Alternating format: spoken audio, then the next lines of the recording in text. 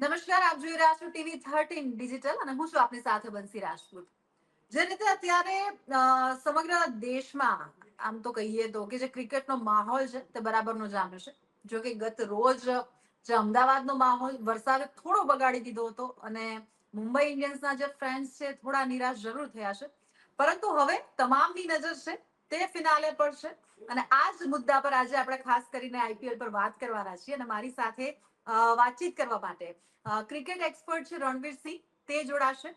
રણવીરસિંહ, આપનું સ્વાગત છે. હેલો. સો પહેલા તો કહેવાય ને કે અત્યારે એક અનોખો માહોલ ખાસ કરીને અમદાવાદના નરેન્દ્ર મોદી સ્ટેડિયમમાં આખો જે મેચ છે ફિનાલે છે તે રમાવાની છે અને ગતરોજ મજા થોડી બગડી ગઈ હતી, જે રીતે વરસાદે થોડું જે વિઘ્ન અને એને કારણે વિલંબ અને મુંબઈ ઇન્ડિયન્સ બહાર થયું એ રીતે.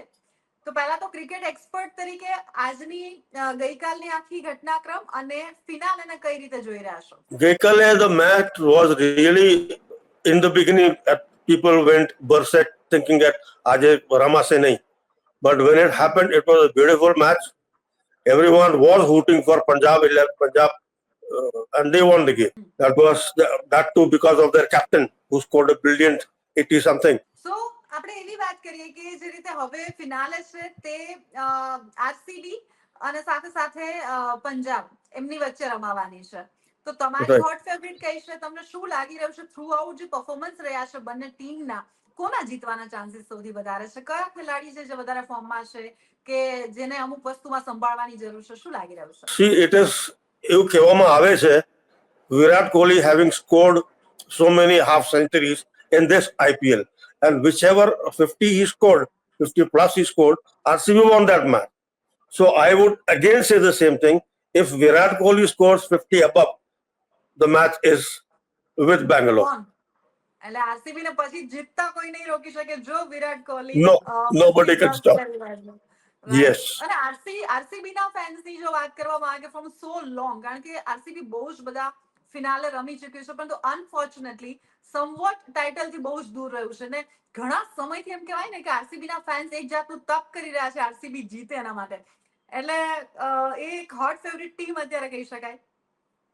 No, if you're talking about a hot favorite team, then તમે પંજાબ ને ફેવર કરીને વાત કરવી જોઈએ, because since the last 11 years they have never reached a final of IPL, so they are more hungry than even RCB.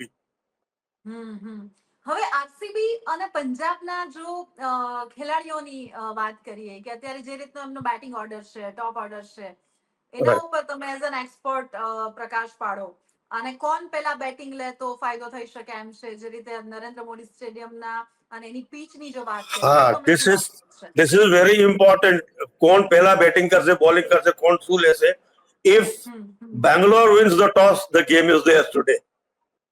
Okay. If Punjab wins the toss, it is their game today. Right.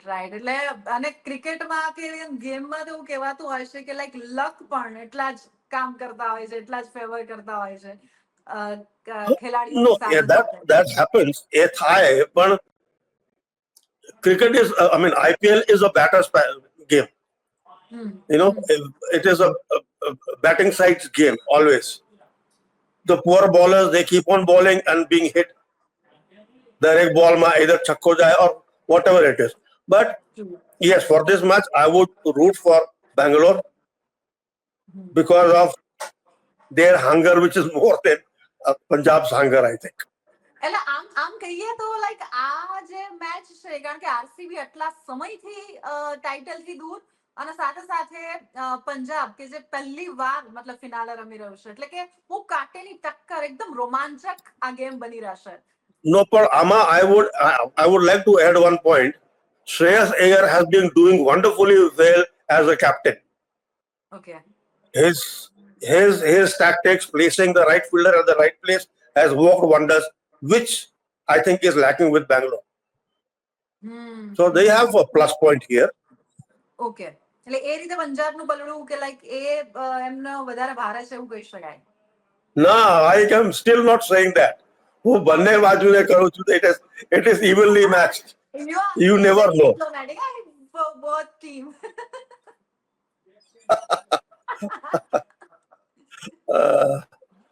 It is going to be fun today. Yes.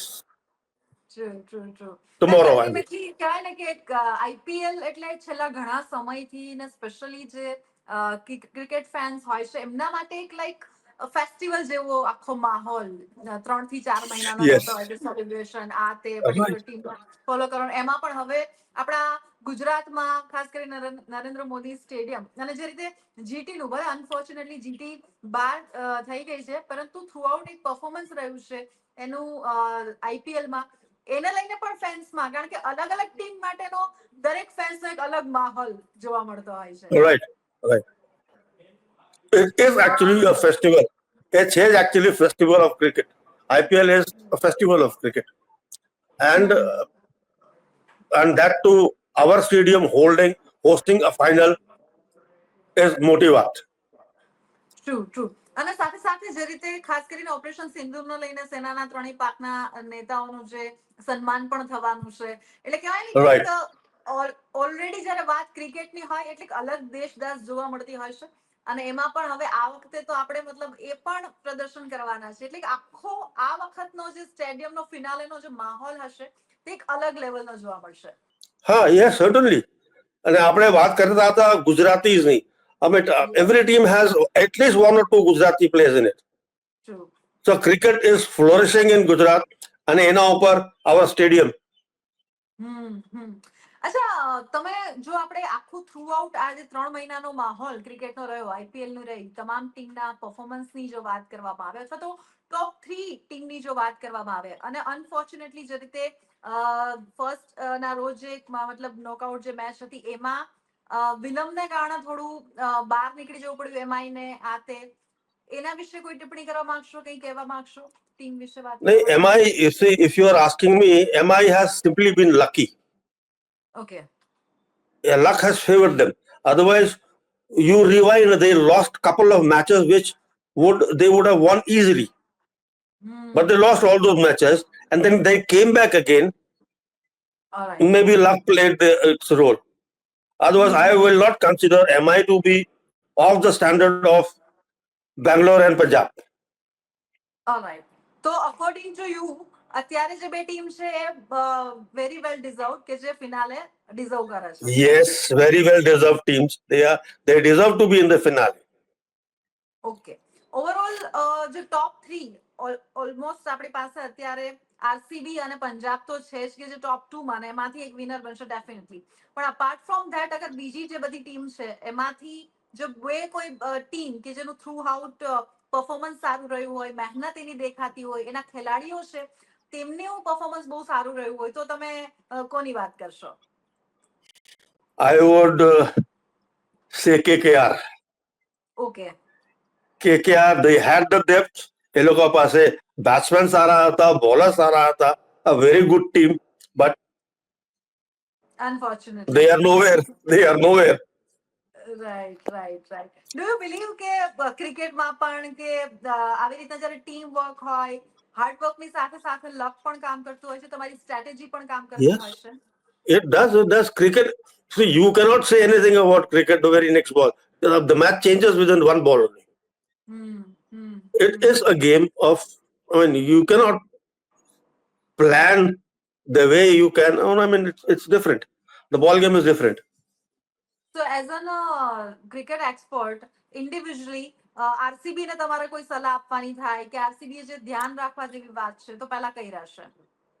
RCB a bit, if they tighten the fielding up, એ લોકો ફિલ્ડિંગમાં થોડાક એ લોકો પાછા રહે છે. હા, આપણી પંજાબની team is better poised with better fielders, but yes, RCB may lose the match if they don't cope up with their fielding. અને same પંજાબને કઈ એડવાઇસ આપવી હોય કે પંજાબને કઈ કહેવું હોય તો તમે શું કહેશો? Punjab's advice would be they should stick to the same team they had yesterday. Okay They should not change because અને શ્રેયસ tactics શ્રેયસના tactics work કરી રહ્યા છે. Once they change the team, the tactics are going to go haywire. So he has to be very careful.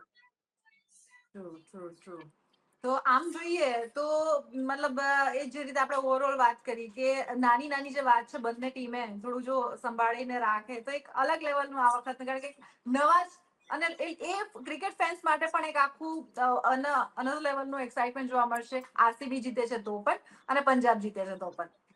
Right right. હા, એ તો છે જ. હવે the best part of this final is Punjab 11 વર્ષ પછી એક ફાઇનલમાં રમાઈ રહ્યું છે. આરસીબી બેચારા they have always been unlucky. So two unlucky teams of the past IPL are fighting for the trophy here. Right right. Thank you so much Ranveer Singh કે આપ મારી સાથે જોડાયા અને ખાસ Welcome, કરીને આપણી welcome. ક્રિકેટ પર અને આજે આઈપીએલ છે એના વિશે ઘણી બધી જે વાતો છે અમારી સાથે કરી અને અમને તમારો સમય આપ્યો. Thank thank you you. So much. Thank you. Thank you. Thank you. તો આ હતા રણવીરસિંહ જે ક્રિકેટ એક્સપર્ટ છે અને એમને આપણી સાથે વાત કરી, ટીવી 13 ગુજરાતી સાથે વાત કરી.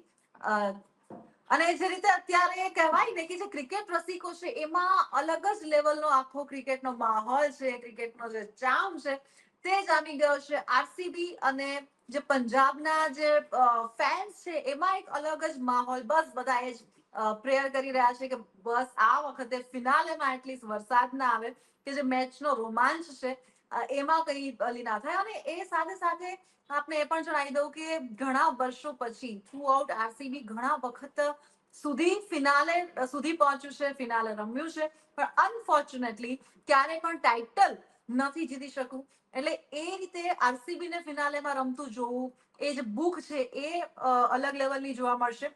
સાથે સાથે જે કિંગ્સ 11 પંજાબ છે એમાં પણ 11 વર્ષ પછી એ ફિનાલે સુધી પહોંચ્યું છે. એટલે એની જે ભૂખ છે ફિનાલે રમવાની એ પણ અલગ લેવલની જોવા મળશે. બંનેના જે પ્લસ માઇનસ છે, બંનેની જે સ્ટ્રેટેજી છે તે ખૂબ જ સરસ ચાલી રહી છે. કેપ્ટન હોય કે પછી સારા સારા ખેલાડીઓ છે એ સારા ફોર્મમાં ચાલી રહ્યા છે. એટલે અનડાઉટેડલી આ વખતનો જે ક્રિકેટ આઈપીએલ ફિનાલે છે તે અત્યંત રોમાંચક ક્રિકેટ રસિકો માટે બની રહેવાનો છે અને જોવાનું છે કે આખરે ટાઇટલ કોણ જીતે છે. આ જ પ્રકારની ચર્ચાઓ સાથે હું આપની સમક્ષ આવતી રહીશ. જોતા રહો ટીવી 13.